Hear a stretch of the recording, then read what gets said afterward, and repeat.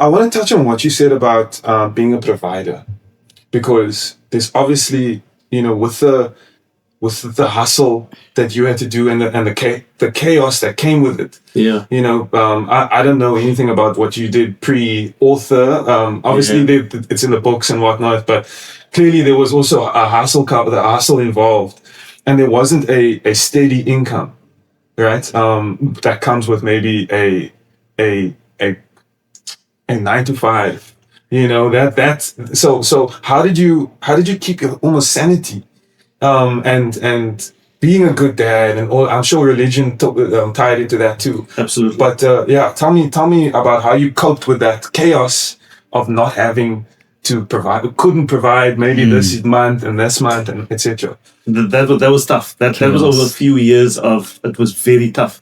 So sometimes you appreciate people that say they need a 9 to 5 job and they have that stability. I appreciate that, but it's just unfortunately not me.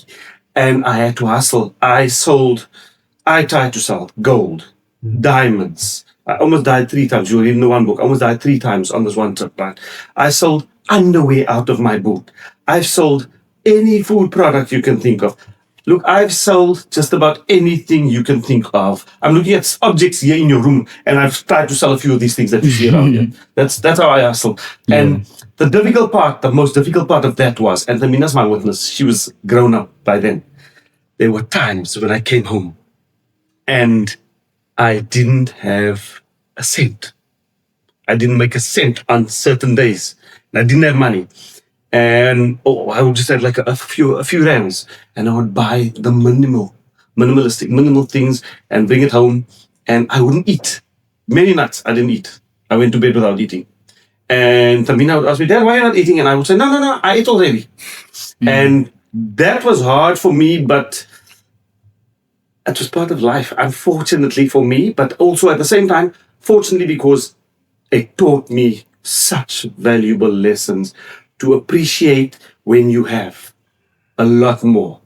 And believe me, now that like a 50 Rand for me now is of greater value when I had money back then. And there were times when I had a lot of money. But now I appreciate it, and I appreciate a lot more than when I didn't have it. Teaches you valuable lessons. Like I said, I got stuck with my car a few times, called friends, and I had no money. Running out of petrol, bro. I've been there, and I'll never forget certain friends that came out. And I said, no, I'm stuck. I didn't say I don't have money, because now you can't go walk to the garage, because firstly, you don't have money. You don't tell them. And I have such good friends that actually came out and would bring me petrol. And then I'm thinking, right, I've got to buy petrol. Next move, how am I going to earn that 200 Rand to get food on the table tonight, or just bread for the school, kids for school tomorrow?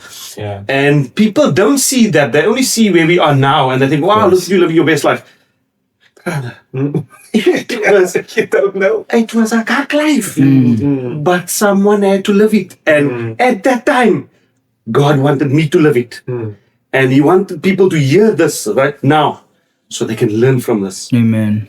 The thing is, like, did you want to say something? Okay. Yes. I want to ask you a question, actually. Yeah, so I really want to say that something that also stood out for me in that time was that even though I was older, so I was more aware of what was going on, but my dad never let us see. Like, even when we moved, like, how many times? Like, 8 times over. It felt like a game. Like, he always made it feel like we were doing something fun. Do you know what I mean? Like, even my mom also, I remember this one day, this is like my starkest memory from those times, is that she, like, we didn't have a lot of food, and we had, like, noodles, and there was, like, tuna or, like, pilchards or something. And she was like, how can we make this into a meal? And then it was, like, an entire interactive session where we were trying to make noodles and pilchards with no oil and no butter into a meal. Yeah. Like, so they were very good at making sure that we didn't feel the pressure of what they were feeling. And I think that's also important, because a lot of parents can't do that. They can't separate that feeling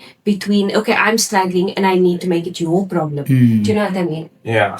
I mean, and Yusuf, I come from a very similar background, actually, from you. My father right now he's got this hustle, like he works in the food business. So he started with short dated goods, and now he's got his own butter factory and whatnot, but it's still heavy. Like seeing your father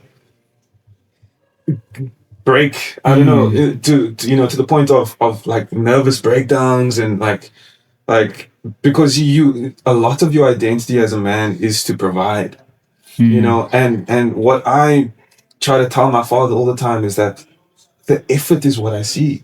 The effort is what I appreciate. It gets a bit emotional actually, but because I know how hard it is to be part of this, to not have a 9 to 5, especially now in this climate.